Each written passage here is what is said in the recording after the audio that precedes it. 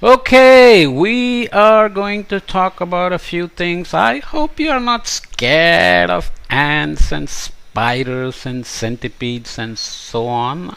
I can understand some kids are freaked out by them, but maybe you will learn to pay attention at least to say these poor critters are getting affected by climate change as well, but it's not always what you think. It's not always about them dying away. It's also them moving, relocating, and showing up in places where you did not see them before and you don't want to see them. So, up from the south, what happens in some Western European countries? A new kind of ant suddenly arrived on the scene, digging tunnels under the sidewalk, creeping into houses to look for food, taking over the backyard so you couldn't sit peacefully or play happily with your siblings, and pushing out other ants who may have been there that you are used to and not scared of. They protect aphids, which makes a honeydew, a sticky layer that the ants like to eat but which suffocates the plants and makes cars dirty. We said many things here. These ants protect aphids, which makes a honeydew, a sticky layer, so it's producing some kind of a mucus that the ants can eat for food, but that makes the plants covered, the stomatas are covered, and the plant cannot take in CO2 and produce photosynthesis, carbohydrate, sugars, and so on and so forth. So the ants are actually doing agriculture, which is very great, right? Ants are called eusocial animals, EU-social animals, because they live in large colonies. There is an ant, queen ant, there are worker ants, there are soldier ants, and they beautifully work together. Big cities are built underground by the ants and so on and so forth. There are some amazing videos of those, but then if they start coming and killing vegetation in your backyard and in your town, you know that you're not going to be happy. And moreover, they can also give a nasty bite. They twist and shake their backsides around to spray a toxic substance at their enemies. They're called Tapinoma nigerimum. I don't know how it's pronounced, and they come from around the Mediterranean. So they went from the Mediterranean into Western European countries because climate change made it easier for them to move into colder places. Remember, Mediterranean is warmer and drier, right? So here is a species that is happily relocating and creating havoc somewhere else. But now they are turning up in in northern Europe because it's warmer further north. They probably hitched a ride with the yard plants from the south, which people buy. Just one fertilized ant queen survives the journey. If just one fertilized ant queen survives the journey, that can be the beginning of a super colony. The enemies and diseases that they have in southern Europe don't exist further north as of now, but as things warm and mosquitoes move and ants move, thanks to climate change, the ants can also survive the northern winters now, and that's why craters of sand are appearing on more and more streets in Netherlands and Belgium, and the sidewalks are slowly sinking. Why are piles of sand appearing? Because the ants make colonies, big cities underground, and they pull out all that soil and sand and they put it on the sides. And won't you know it, if you have a billion ants, they are as good as human beings in changing their environment.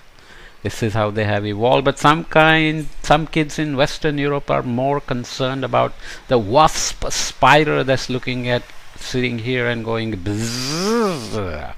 Scary ging. This has felt quite at home in northern Europe as well for some time now, along with these ants. This is one of the biggest European spiders, which used to hang out only around the Mediterranean. So you have creepy crawly critters coming all over the place. In recent years though, It's been making steady advances even further to the north, although, to be fair, it was already sighted in Belgium a century ago. So even without climate change, it would probably have crossed the border somehow, but not so many of them at once. So it's the explosion of the population that is new. Okay, it's recognizable by the black and yellow stripes on its body, which are an attempt to look very dangerous, but it's really not that bad. The wasp spider bite hardly hurts at all, so it looks cute and scary. It does bite but doesn't do much, but obviously you will be scared of it anyways. You understand now, the climate change allows them to move, but we move plants, we move lots of things like shoes and clothes and food and flour and people and so on, and every time we are carrying things with those things, we can be carrying ants, we can be carrying mosquitoes, can be carrying these spiders as well. What people do want to watch out for though is the oak processionary caterpillar. All these names are complicated even for me, but just try to remember. Is a caterpillar, the oak processionary caterpillar. Because of climate change, it's moving more and more toward the north as well. It can even be found in England and Sweden now. Before the caterpillar turns into a beautiful moth, it goes and sits on an oak tree with all its friends. The caterpillars can be an absolute plague, which means a nightmare, a menace, particularly during warm, dry summers. They eat the trees bare and can be really, really irritating. That's because every caterpillar has almost 1,000,000 tiny little hairs that it can fire like arrows, and which are also carried by the wind. So they have a protective mechanism where they can just stretch their body and fire these arrows like a armadillo, if you know what that is. These hairs usually just make most people itch, but sometimes they cause inflammation, nausea, shortness of breath, and so on. They can happen even if you don't touch the oak processionary caterpillar and can't see the hairs. It's just floating in the air, or it's sitting up there and shooting arrows at you, thinking, hey human being, what are you doing below my tree? Let me eat peacefully. These reactions you have with nausea and inflammation and shortness of breath are often called allergies. Maybe you know somebody who has allergies, or maybe you have allergy to dust or pollen and so on. I won't go into the details, but your parents can probably tell you that this is just your body sometimes overreacting to these things. Okay, like the tick Tapinoma nigerium and the wasp spider, the oak processionary caterpillar enjoys the increasing warmth in the north. The caterpillars are originally from southern and Eastern Europe. So if you go east, you are going towards Asia. They don't normally develop into a plague in the sense they don't become so large in number, as they have a more natural enemy, such as certain kinds of beetles and birds who go around eating them. Luckily, the great tit likes to eat these itchy caterpillars too. The great tit is not there in southern and eastern Europe, but that's there in the northern Europe. But sometimes it's there in northern Europe. We don't say in the northern Europe, we say in northern Europe. That's English.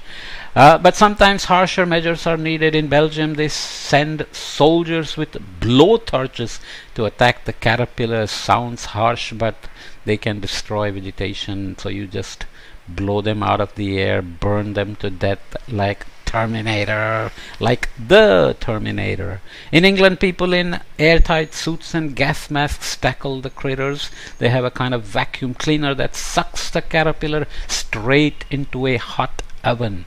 Then you just burn them and get rid of them. Maybe someday we'll dip them in chocolate and make some nice candy and eat them, because they tend to have a lot of protein. People are already eating some chocolate dipped crickets in some parts of the world, and sometimes scientists are saying insects are a good source of proteins and they occur in large numbers naturally, and we can eat them or we can grow them and eat them, just do agriculture of insects, just like we grow these some of these moths for silk and so on and so forth, right? Is it yucky to think about eating crickets dumped in chocolate and dried up or fried? Well, grasshoppers, fried grasshoppers, does it taste yummy? Maybe someday you'll end up trying it and think that's not so bad, because remember, we eat chicken, we eat beef, we eat fish, and we eat shrimp, and we eat all kinds of things which we have learned over time. So maybe we'll get used to eating insects as well. Maybe.